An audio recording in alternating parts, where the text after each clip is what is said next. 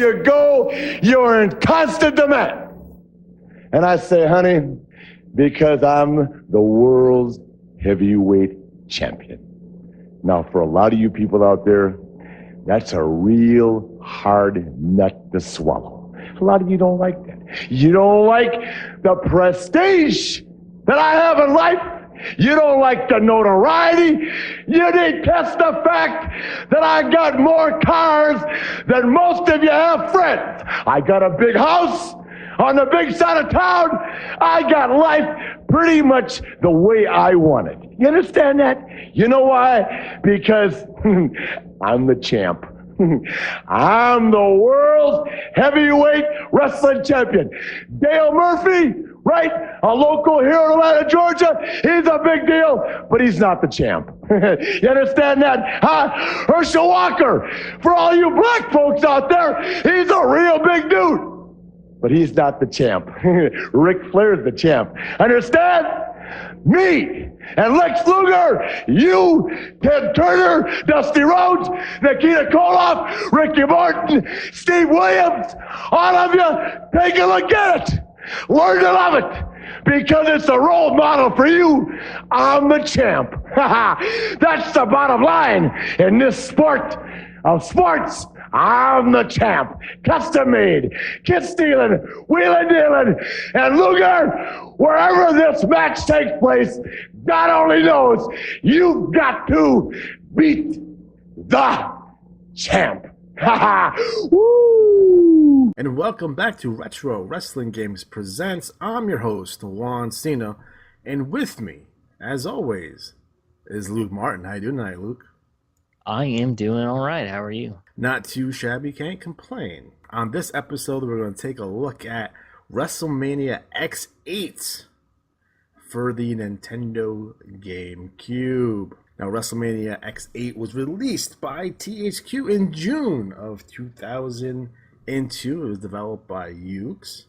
It's on the long line of Yuke THQ games. And, you know, this is, I believe, the first one they released for the GameCube. I don't think there's anything that predates it, because they have WrestleMania 19, and then they go right into the Day of Reckoning series right after that. This is the last game that was completed when the WWE was still the WWF. Thank God. I'm sorry. I don't want to sidetrack for a second. I hate the acronym of WWE. I hate saying WWE. I hate correcting myself when I say WWF.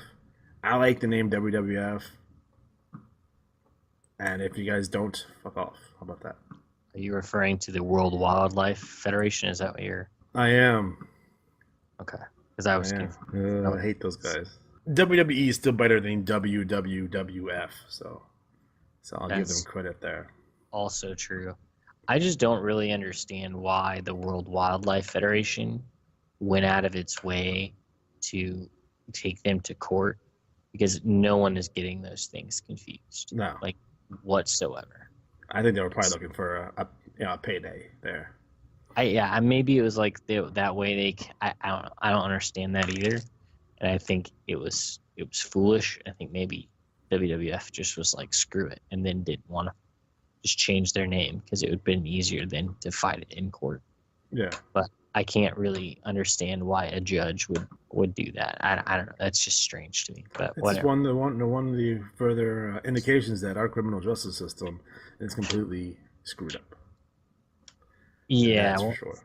That's civil, but yeah, I don't know. Yes. Okay, so this game is interesting to me because, to me, it's almost like they took the SmackDown series of games and they took the No Mercy series of games and kind of mixed them together, because they're kind of a combination of both. Now, the SmackDown series of games tend to be a little bit more arcadey. They're very loose when it comes to controls. I guess more intense action than some of the like No Mercies or WWF Wrestlemainia 2000, those type of games. This game kind of bridges the gap and it meets in the middle, where yes, it's still arcadey a little bit, but it's tighter than SmackDown, but it's not as rigid as No Mercy. So that was good to see. The visuals were very smooth. They're very good. The music, they still use MIDI files for this, so the music is not the greatest, but it's still pretty good, especially, it's coming out of the GameCube, for Christ's sakes here. I never knew anyone who ever bought a GameCube. I'm actually the only person that I know in real life that has a GameCube. My best friend had a GameCube. You don't have any friends. I don't know why I you're lying. I do have some friends, but no, he had a game. He was the only person I knew that had a GameCube, and I would play Was all he of sad that his. he didn't have a PlayStation 2? Because that'd be sad. I think he chose to buy one, but I think he eventually got a PlayStation 2 as well, eventually down the road. But yeah, it was weird having a GameCube. But there were a lot of games that came out exclusively because this was the time when you had exclusives. So there were some exclusive games that were on the GameCube that were pretty cool. But it's all hindsight, I guess. But That's the I, one thing I do miss about gaming in general is the console exclusive games, especially for something like wrestling. So on the PlayStation 2, you had the SmackDown series. On the Xbox, you had the Raw series. And then on GameCube, you had these WrestleMania games and then the Reckoning games. And they're all uniquely different. And it gave you kind of a different experience to play through these.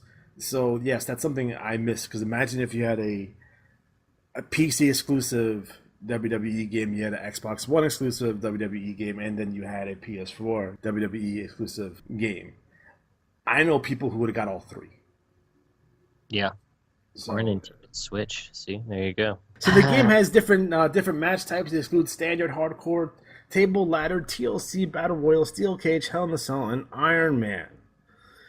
There's also triple threats to fatal four ways, a battle royal, and a Royal Rumble. It has all the championships that you had at the time. So you had WWE World Championship, Intercontinental Championship, European Championship, Light Heavyweight Championship, Hardcore, and the World Tag Team. Interesting to see that there's no WCW Championship belts here, but this is post-invasion anyway. There's also a Battle of the Belt mode where a player can go after 51 fictional championships, and then you can either challenge the computer who holds the belt or another player entirely, that's next to you, in an attempt to win the belt. A player can customize the belt by naming it and changing its color. Also had a creative wrestler mode, but this one is pretty standard fare. Again, it's not super deep, but good enough nonetheless. So I think overall this game is actually really fun to play. The scores from back in the day, mostly I think it averages around a 7 out of 10, 6 out of 10, that kind of area. I tend to agree there. I think it holds up a little bit better than some of the SmackDown games because I think the visuals are a little bit more smoothened out and a little bit better. But I think overall it's a fun game to play. Definitely recommend it if you haven't played this game. I know a lot of people have not played this game, so it's definitely a game to go out your way to kind of check out. If you have a GameCube, you can find those relatively cheap, and you can find this game relatively cheap as well online, so they're not super expensive. So Luke, what are your thoughts on this game? I mean, from what I can remember from GameCube, and it was just kind of continuation of what they had on the N64. It's fun games to play. They were kind of like a mix, like you said, between like a simulation and arcade, and the modes were fun. It's pretty simple. You beat everybody on the roster, you become champion. They had like a little roster lineup. This for the Intercontinental, this for tag team, that sort of thing. So it was fun, especially to go after with your friends. Really, it was fun to play, fun to create characters and do all that kind of stuff. And it's just maybe something that's kind of lost at this point in wrestling games is, yes, it's cool to throw a bunch of crap in there, but at the end of the day, we want a fun game, a game that's fun and interesting to play. And I definitely had that. I wouldn't say that it's like the greatest game ever as far as wrestling games go, but it's, like you said, holds up well compared to, I would say, unfortunately, games have certainly gone downhill and not uphill as far as the fun of the actual playing them. So, there's something to be said for simplicity. And I think that they did a good job of balancing simulation and like that arcade type value as well. Yeah, I definitely agree with that. I mean, games has definitely changed in the last 15 years, mostly for the bad. But in terms of wrestling games, in the overall landscape of wrestling games, there's very few that are elite. A decent amount, but not a whole lot that are actually really good. And then there's a lot of bad games. This game is, towards the top of, decent. It's a good game overall. So no complaints here. Standard fare overall. Now, this game is named after WrestleMania X8, WrestleMania 18. Now, WrestleMania 18 is what some people consider the middle portion of a trilogy of really good WrestleManias. So it would be 17, 18, and 19 that were exceptional, in most people's opinion, in my opinion as well. So we're going to briefly talk about WrestleMania 18 because, to be completely honest, it's a really good show. So WrestleMania 18 was March 17th, 2002. This was from the Skydome in Toronto, Canada. It had a record-breaking attendance of 68,237 people. And the main event was Chris Jericho taking on Triple H for the undisputed WWF Championship. In addition, you had undercard matches like The Rock versus Hulk Hogan and the Icon versus Icon match. Steve Austin taking on Scott Hall, Ric Flair versus The Undertaker in the no disqualification match. Holy shit. When you have like Ric Flair versus The Undertaker on your mid-card, you know you're in for a good show. This is the first wrestling DVD that I owned. Wow. Yeah. It's saying something. Yeah, so I had wrestling tapes. I was a VHS man before that, but again, this is early 2002, and this is the first DVD I had of wrestling. So I watched this 1,000 times. The first match on the show, we're not going to talk about the pre-show match, which was Albert, Rikishi, and Sky Too Hotty, who defeated Landstorm, Mr. Perfect, and Test. That match only went 3 minutes for some reason. It was weird. But to start off the show, you had Rob Van Dam, who defeated William Regal for the Intercontinental Championship. You had Diamond Dallas Page, who defeated Christian for the European Championship. You had Maven. This was the Hardcore Championship debacle. Yeah, we'll talk about that in a second. That's awesome. So you had Maven versus Goldust and a hardcore match. You had Kurt Angle, who defeated Kane in a singles match. You had Ric Flair taking on The Undertaker in a disqualification match. You had Edge, who defeated Booker T. You had Steve Austin, who defeated Scott Hall with Kevin Nash.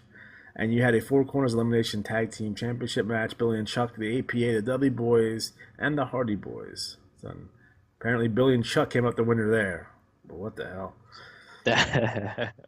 The Rock defeated Hollywood Hulk Hogan in an amazing match. Probably stole the show.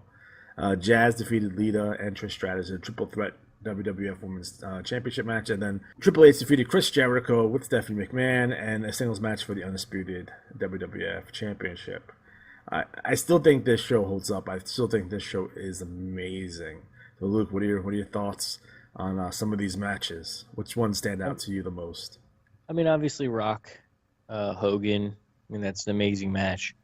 It just shows that you don't need to do a bunch of, wham bam crazy shit to have a good match. That crowd was so hot, it was ridiculous. It definitely was a different company, and you could definitely see where the workers were more over than the company. As in The Rock and Hogan and Austin and a majority of these guys that are in the main event and things were over because they were over, not because the company was over.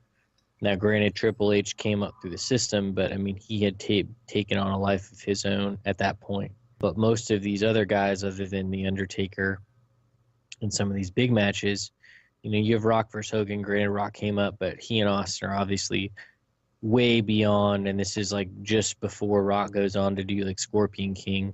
So, I mean, this is kind of the beginning of these guys kind of stepping out of WWE. Obviously, Hogan is Hogan, and then, Chris Jericho coming from WCW. So I just think it's a different company, but as far as the ability for the workers to get over. And I think you can see why the crowd was so into those things, because these people were over, these matches mattered a lot. Even the undisputed heavyweight match probably shouldn't have been the main event. And I think it's weird that they had the women's championship go on after Rock Hogan. Not to say the women didn't put on a good match, but that's not a good match to follow for anyone, especially in this era where tits and ass are kind of the name of the game when it comes to women's wrestling. It's cool that they put them on there, but not really fair to them to try to put on a match after following something like that. So I think they should have at least made it a co-main event and maybe put the women on before that. It's just an iconic match that everybody's going to remember, and it was kind of Hogan's real swan song when it comes to putting on, I mean, a really good match, something that people can get into and get behind. It's funny because Hogan didn't have a good match prior to that, since I want to say there was this Ric Flair match that I saw maybe in early '99 that he had a really good match out of nowhere, and before that, it was a long time in between that and the match that he had prior to that. It was really good. So it wasn't like Hulk Hogan was having these amazing matches at the time. And to come out in 2002, off a layoff, granted, WCW was sold the year before, and he wasn't even, I don't think he was on that. He got fired from WCW way before that anyway. So he's been at home sitting for 2 years. And to basically just, get off his couch and do this with The Rock is amazing. Well, I just think, too, he has to look at it like it'd be hard at that level to really get up for a match. But I think this was able to pull it out of him. I don't think Hulk Hogan was a bad worker. I think he got to the point where he got kind of old and he was just going through the motions. This match really was something special. And I think that he's pretty motivated by the crowd. He turned face. So that was the first time he'd been a face since I don't even know, forever, 6 years probably. No, he turned back and forth in WCW a bunch after the initial NWO run, but most people don't remember that and probably shouldn't. Like there's a point in WCW he went back to the red and yellow WCW at one point, so. But no one remembers that, and know that they should. So we're just going to let that happen. Just look away from that. Yeah, you had the Yappa Pie strap match in there. So yeah, I don't know, but yeah, it was a good show. I mean, I don't know. Looking back, should Triple H have probably gone over Chris Jericho? Yeah, probably. You gotta understand how over he was when he came back for that Rumble. So Triple H comes back from the Rumble and that place explodes. I think that was like Arden. Right. And I was like, shit, okay. Yeah, so he was good. I think they played up his leg thing. The whole build-up to the match that was kind of weird with Stephanie thrown in there and fake pregnancies and all this other BS. And I think it kind of screwed over Chris Jericho, honestly, because the focus was on Triple H and Stephanie McMahon and not on the fact that Chris Jericho was the undisputed champion, but beat Austin the Rock the same night. That whole thing was huge. That whole achievement, right? Yeah. But whatever. I mean, obviously, it didn't hurt Chris Jericho because he's still around and he still kicks ass, and he does pretty much whatever he wants. So I think he'll be okay. I mean, he's a guaranteed Hall of Famer anyway, so it's not like he fell off. What was it? The Fatal 4-Way tag team match, trying to get Billy and Chuck over. Yeah, I don't know. I almost wish they would have done another ladder match. If they would have done like a 3-way ladder match with the APA, the Dudleys and the Hardys, and left Billy the Chuck at home. Yeah, basically Billy and Chuck were like there for the beginning and then there to win at the end, and then the rest of the time they did nothing. Yeah. So there wasn't really. They were trying to get them over for whatever reason. And I don't know what was going on there, but whatever. The other tag teams did a good job. And then, you have the Austin Hall match, which is always interesting. It's a pretty good match. I mean, I think everyone had super high expectations for this match. I don't think it delivered to the expectations of what people had at the time, because Scott Hall's such an amazing worker. You have Steve Austin, the biggest star in the world at that time in wrestling. So I think people kind of overestimated or overhyped this match a little too much. But Scott Hall takes a hell of a fucking stunner, though. I'll tell you that much. Well, he gave a stunner to Steve Austin, yeah. So there's that as well. Yeah. And Hall, and that's kind of like the last real good work that Hall did. Yeah, which is sad to say, but I think people forget that Hall had been around for fucking ever, and he also used to be fucking enormous. Yeah. Because of the roids. Yeah. So, and he had that Fu Manchu. He was badass. He should have just kept on the gas and kept with the Fu Manchu. He would have gotten over. But anyway, I like Alligator Hunter Scott Hall myself. That was a good gimmick. Big Scott Hall, Cowboy Scott Hall, and those were all good gimmicks. So, yeah. Yeah, the Diamond Stud, not so much. I like Diamond Stud. I think Razor Ramon was the better than Diamond Stud. Of course. I mean, geez. But the Wizard of Oz, probably not the best. That was Nash's gimmick. Or Nash, yeah. Now, can you refresh my memory on this Edge Booker T feud? Was this the one over the shampoo? I don't remember. I think it was the one they were feuding over shampoo. Like Edge had gotten shampoo endorsement, like to do commercials, and Booker T was pissed about it, and, and that's why they're having this match. I don't know. If I remember correctly. He did a spinner, or Edge did a spinneroonie, so that was neat. He should have done that. But I don't know. It's a good match. They're good workers. I think Booker T's doesn't really get a lot of credit where he should. I think he could have done he's more. starting to now, but I think the fact that people hear him on commentary every week is hurting his overall legacy. Nah, that's probably true. Yeah, because like now everyone's like, man, fuck a Booker T. How about that shit? Yeah. Yeah. Yeah, it's probably not the best to have on commentary. But no, I think Stevie Ray is better than Booker T on commentary. That's true. That's for sure. Yeah. Well, I mean, they could probably get if they just let like maybe Michael Cole and Corey Graves and just kind of cut everybody else out. I agree. Because Corey Graves can do what a wrestler can do because he was a wrestler. So has that kind of versatility. They had more announcers than WCW 1991. They do. Well, and that Survivor Series, they had them all, and it was absolute chaos. Absolute chaos. It probably doesn't help that Vince McMahon is literally yelling at everyone through their headsets at all times. Yeah. So, like if McMahon is yelling through his headsets, why didn't he just go out there and do commentary? I don't know. That's what I'm saying. I don't speak. He's a genius. I don't know. Like he's really. I don't know what he does. He is a genius. He's just, like most geniuses, he's completely insane. Yes, I would agree. He can function being like a average Joe. Like he couldn't be working 9 to 5 and take the bus home to work. You know what I mean? He is the Donald Trump of wrestling. Like he just makes no sense. That's fair. That's fair. He's just He's not. He's not. He's smart. He's intelligent. It's just like you're just different people, man. They're just different people. Right, and I just don't think he gets it. Like, I mean, he gets a lot of it. I think he does a lot of good things, but I think that he is slowly becoming removed from the. Well, I think he's becoming Howard Hughes. So when he did what he did with WrestleMania and taking over the territories, he kind of swerved the entire industry. But I think now he's in the position that the people that he swerved was in, where he thinks the business is one way and it's not that way anymore. Right. But he refuses to accept that it's not that way.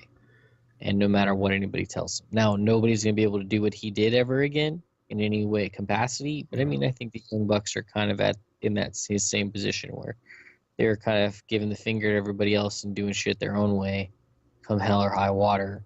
And that's kind of what Vince did, but. So Vince, if you're hearing this show, I know you'll listen to this show because he does listen to this show.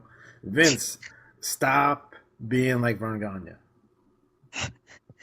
Stop. Well, he's not the champion, so but I guess he has been and probably will. He has one more run left in him. Are you saying that Brock is the Nick Bockwinkel of the WWE? Yeah, probably. Is he going? Are they going to have the new upstart? They're going to have him. They're gonna have Vince. They're gonna have Vince win the belt and retire like Vern did. At 50, are they gonna have 60 years old? Have Braun Strowman defeat Brock Lesnar, but then did get disqualified because he threw him over the top rope? Man, fuck Stanley Blackburn. First of all, fuck Stanley Blackburn. I hate him. I want to punch him in the face. I don't know. He's probably dead, but I want to dig him up so I can punch him right in the face. What an obnoxious rule. Like, what a straight up. I mean, I watched that match and the crowd. Riot. Like, I'm surprised they didn't kill everyone there. Like, riot. They were losing their mind. And just not, like, Hogan, just give him the belt and the AWA is still around. I mean, like, there's no ifs, ands, or buts about it. Like, it'd still be here. And he didn't leave until, like, December. That was in April.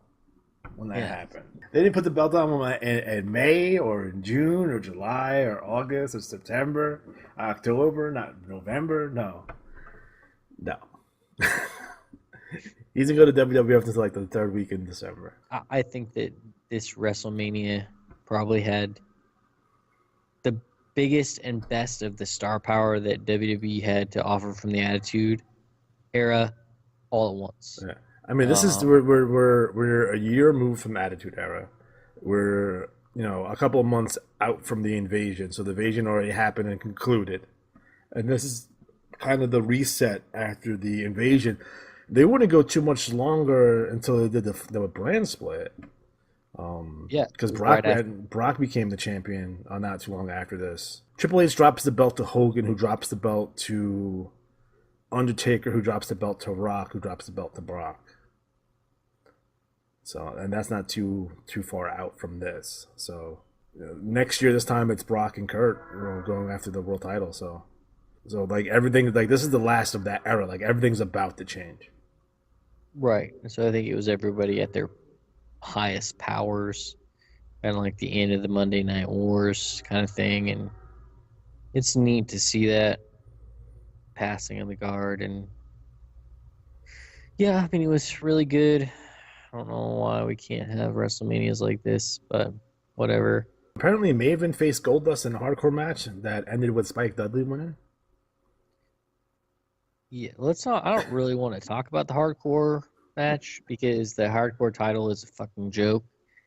People always want to bring that belt back. And I'm like, no, it was stupid back then, and it's stupid now. Well, I mean, from the people that we deal with, and yeah, it's not a surprise. Just put it that way. Unfucking-believable. Only went 3 minutes 17 seconds. You had the Dallas Page versus Christian match, and Dallas Page wasn't long for this world at this point either. He was about to retire not too long after this. He did win the European Championship. And I think one of the mistakes that were made during the invasion, there was one of many, guys, there's a bunch, but was bringing Diamond Dallas Page as the Undertaker's wife stalker. Like, why couldn't he just be DDP? Yeah, I don't understand. It was really creepy, but it's because it was Vince. That whole invasion era was mostly should just be called, let's bury everybody in WCW. Like does Vince look at DDP? He's like, he looks like a stalker, pal. I think he was like, oh, you're over in WCW. Let's bury the shit out of you. Which doesn't make any sense because that's so far removed from his original game plan. Like, his original blueprint was to take the stars from every federation, league, promotion, territory, and make them huge stars, not bring people in to embarrass them. So it's like it's so far removed from his actual blueprint. Sure. Well, I don't know. They use that. They would bring in people into the like WWE or WWF just to bury them. Like they did that with some stars. Like Baron von Raschke and like people. Yeah, like but that. He was so far out of his prime. Right, but they would bring him in and then bury him. He was the manager of the Powers of Pain. But like we're talking about legitimate stars that were in their primes. Like then they brought in Hogan and Barry Hogan, Sherry Fluckton and Barry Piper, Dr. D. David Schultz, Paul Orndorff, Bob Orton. They didn't like, we're gonna put fucking Don Morocco, who's our star that we've had it forever, over everyone, because that shit wouldn't have fucking worked. That's true. Well, yeah, and I don't know. I don't understand. I was like, oh no, Hogan has to lose the Backlund 3 times before he can win the belt. No, he won the belt. He beat the Sheik the first time in. Boom, that's it. Over. Yeah, I don't know. I don't. He just didn't have any competition anymore, and he wanted to make them suffer. I guess the only one that made it out alive was Booker T. Booker T. And I guess RVD to a certain degree. RVD came from ECW, so. Yeah. He didn't have as much heat as the guys from WCW did. Plus, he was super over. Remember, there was a taunt in the game called RVD Bounce. Yeah. And it was just him doing his little bounce thing, and I'd always give it to my creative character. And I would just bounce in the ring. It was really obnoxious, but it was fun. But he was at this... Was he really supposed to push Buff Bagwell? I don't think. I mean, Buff. Let's not talk about Buff Bagwell. Buff Bagwell, fucking Sean O'Hare, Mark Jindrak, Mike Sanders. Like, these are the guys that he got from that. Right, but he got DDP and Mark or what's his name? It wasn't that guy that had Devil. What was that guy? The guy that was like the Devil's Advocate or whatever. And he'd be like, I was saying, like he had those vignettes. I think you're just making stuff up. No, there was a legit. I don't know. It wasn't Mark Jindrak. But wasn't Was Jindrak the guy that his dad won the title for like 2 days or something? No, that's Sean Stasiak. Sean Stasiak. Yeah. His dad was Stan the Man Stasiak. Beat Bruno Sammartino for Christ's sakes. Yeah. I don't know. He was the champ for like a day. He had to drop the belt. This is back when they had to have transitional champions because they wanted to put the belt on Pedro. Yeah. That was important. You couldn't go from, because they were smart enough back then to understand what they should have realized in the 1990s, that you can't have Pedro beat Bruno, because if he beats Bruno, he'll no longer be liked and he won't be a babyface. The same shit happened with Warrior and Hogan. Warrior's popularity dipped after he beat Hogan. That's fact. That's fact. There's no two ways. There's no nothing. That's just fact. And it was the Warrior too. But just to give you guys a look at the roster here, you had The Rock, you had Steve Austin, Kurt Angle, Undertaker, Triple H, Chris Jericho, Kane, RVD, Booker T, Edge, Christian, the Dudleys, the Hardys, Lita, Regal, Taz, the Hurricane, Trish Stratus, Farouk, Bradshaw, Rikishi, Test, Lance Storm, Big Show, Scotty Tahati, Albert, Hulk Hogan, Kevin Nash, Scott Hall, Tajiri, Molly Holly, and Jackie. And then you free 3 unlockable characters of Lawler, Jim Ross, and Earl Hebner. The rest of the unlockable wrestlers, because they cut off: Chris Benoit, the original SmackDown Arena, Raven, Rhino, Ric Flair, Royal Rumble 2001, Stacy Keibler, Vince McMahon, WrestleMania X7 Arena. And those are your unlockables. Poor Raven. You want to talk about someone not getting an opportunity? You've been Raven. You have to win the WWE Light Heavyweight Championship to unlock him. And who the fuck was doing that? Benoit! That was an unlockable. It's weird. No Eddie Guerrero in this game. He was not in the company at the time. So there you go. He was doing Ring of Honor shows. Alright guys, so we are officially out of time. So for Luke Martin, I'm Juan Cena. Have a good night.